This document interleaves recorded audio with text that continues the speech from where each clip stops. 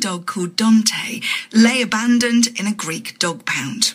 Dante's chances of adoption were looking quite slim, but thanks to a small Shropshire-based animal rescue charity, he was able to start a new life. He now lives in Oswestry with Catherine Morton, one of the trustees of Blind Dog Rescue UK. Ian Perry went to meet them. Now, Dante looks really, really at home, doesn't he? Really comfortable. He's curled up over there, big black coat. He's got his nose resting on his paws. He's a Newfoundland cross, you say? Yes, I think so. He looks very Newfoundland. He's got a great big head and huge paws.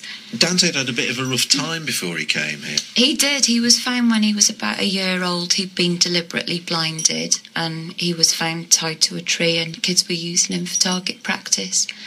Was he rescued within Greece then and yes. Put into what? Into the municipal shelter, which is their equivalent of the dog pound. And that's where he spent the next 5 or 6 years. Your charity is called? Blind Dog Rescue UK. And why did you set it up? It was my friend Katie who set it up to help blind and partially sighted dogs after the loss of her blind dog. She wanted to do more. She knew what brilliant pets blind dogs can make. Yeah, she just wanted to do more to help blind dogs. Well, you help them from all over the world, but how do you know where they are to help?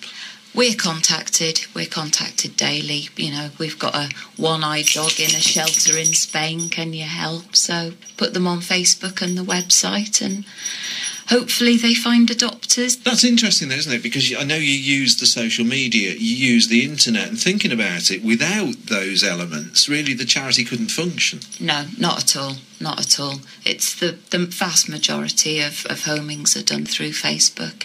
How many dogs have you rehomed over the 2 years, do you know? The first year it was 84, and this year from the 1st of April it's somewhere between 70 and 80. It's expensive enough rescuing a dog from within the UK. It must be horrendously expensive to rescue a dog from abroad, bring it into the UK and rehome it. It's not too bad. We charge a standard adoption fee of £200, which doesn't cover the transport, the passport, spay and neutering and any operations they may need, but that's why we fundraise to make up the difference. Do you find it difficult to place the dogs? Some we do. We've had lately a couple of Rottweilers, partially sighted Rottweilers, and they've been snapped up. Quite surprising. So people are out there, they are adopting, and you send the dogs all over the UK. How do you vet the homes?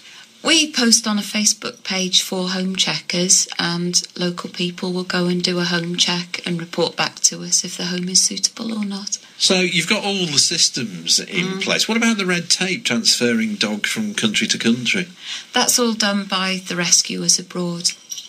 While they're in the shelter or in the care of fosterers out there, they get the pet passport, and then we arrange the transport to the UK. 2 years into being involved in the charity, how do you feel about it? Do you still feel as passionate? Yeah, more so probably since having Dante and knowing what a great dog he is and how well they do settle. Yeah, makes me even more determined to help as many as I can. So a sad story, but with a happy ending. Ian Perry meeting Catherine Morton and Dante from Blind Dog Rescue UK.